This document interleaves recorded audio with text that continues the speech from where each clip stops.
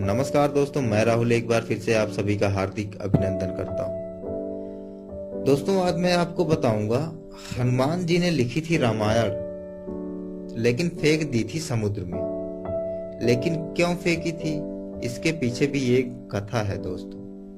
पर इससे पहले अगर आपने हमारा चैनल सब्सक्राइब नहीं किया है तो प्लीज कर लीजिए, क्योंकि हम आपके लिए ऐसे अनकहे अनसुने सच लेकर आते रहेंगे।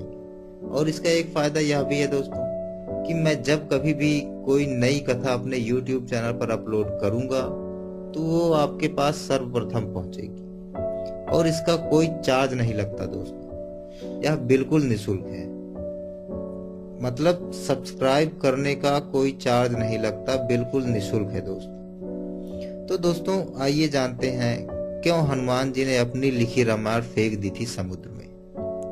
दोस्तों, प्रभु श्री राम के जीवन पर अनेकों रामायण लिखी गई, जिनमें प्रमुख है वाल्मीकि रामायण, श्री रामचरितमानस, कदम्ब रामायण, अद्भुत रामायण और आनंद रामायण।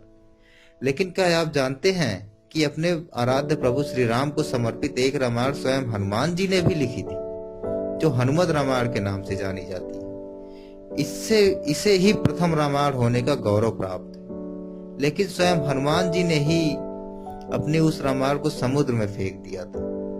लेकिन उन्होंने ऐसा क्यों किया, आइए जानते हैं शास्त्रों में वर्णित एक गाथा के बारे में। शास्त्रों के अनुसार सर्वप्रथम राम कथा हनुमान जी ने लिखी थी, और वह भी एक शिला पर अपने नाखूनों द्वारा। यह राम कथा वाल्मीकि की रामायण से भी पहले लिखी गई थी और यह हनुमत रामायण के नाम से प्रसिद्ध है। यह घटना तब की है जबकि भगवान श्री राम रावण पर विजय प्राप्त करने के बाद अयोध्या में राज करने लगते हैं और श्री हनुमान हिमालय पर चले जाते हैं। वहां वह अपनी शिव तपस्या के दौरान एक शिला पर प्रतिदिन अपने नाखून से रामायण की कथा लिखते थे। इस तरह उन्होंने प्रभु श्री राम की महिमा का उल्लेख करते हुए हनुमत रामायण की रचना कर डाली। कुछ समय पश्चात महर्षि वाल्मीकि ने भी वाल्मीकि रामायण लिखी और लिखने के बाद उनके मन में इसे भगवान शंकर को दिखाकर उनको समर्पित करने की इच्छा हुई। अतः वह अपनी रामायण लेकर शिव के धाम कैलाश पर्वत पर पहुंच गए। वहां उन्होंने हनुमान जी को और उनके द्वारा लिखी गई हनुमत रामायण को देखा।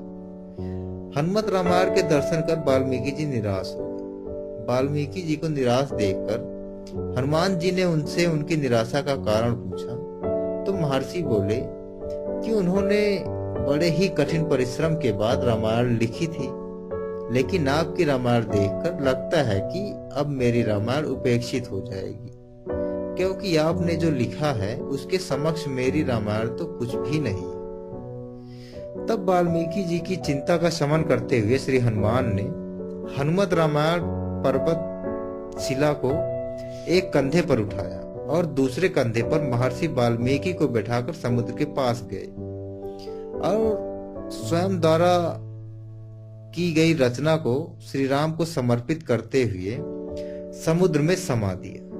तभी से हनुमान द्वारा रची गई हनुमत रामायण उपलब्ध नहीं है दोस्तों। हनुमान जी द्वारा लिखित रामायण को हनुमान जी द्वारा समुद्र में फेंक दिए जाने के बाद वाल्मीकि बोले कि हे राम भक्त, आप धन्य हैं, आप जैसा कोई दूसरा ज्ञानी और दयावान नहीं है। हे हनुमान, आपकी महिमा का गुणगान करने के लिए मुझे एक जन्म और लेना पड़ेगा और मैं वचन देता हूँ कि कलयुग में मैं एक और रामायण लिखने के लिए पूर्व जन्म लूंगा। तब मैं यह रामायण आम लोगों की भाषा में लिखूंगा। माना जाता है कि रामचरितमानस के रचयिता गोस्वामी तुलसीदास कोई और नहीं मित्रों, बल्कि महर्षि वाल्मीकि का दूसरा जन्म थे। तुलसीदास जी अपनी रामचरितमानस लिखने के पूर्व हनुमान चालीसा लिखकर हनुमान जी का गुणगान करते हैं और हनुमान जी की प्रेरणा से ही फिर रामचरितमानस लिखते हैं।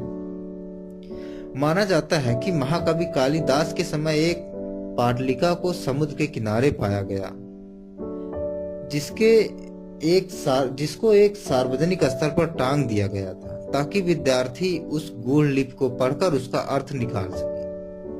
ऐसा माना जाता है कि कालिदास ने उसका अर्थ निकाल लिया था और वह ये भी जान गए थे कि पाटलिका कोई और नहीं अबे तो हनुमान जी द्वारा रचित हनुमत रामायण का ही एक अंश है, जो कि पर्वत शिला से निकलकर जल के साथ प्रवाहित होकर यहाँ आ गई है।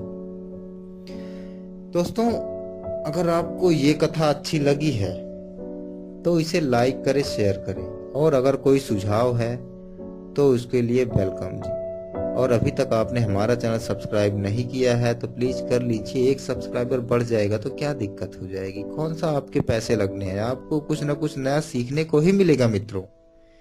तो प्लीज हमारा चैनल सब्सक्राइब जरूर करें। वीडियो देखने के लिए बहुत बहुत धन्यवाद मित्रों।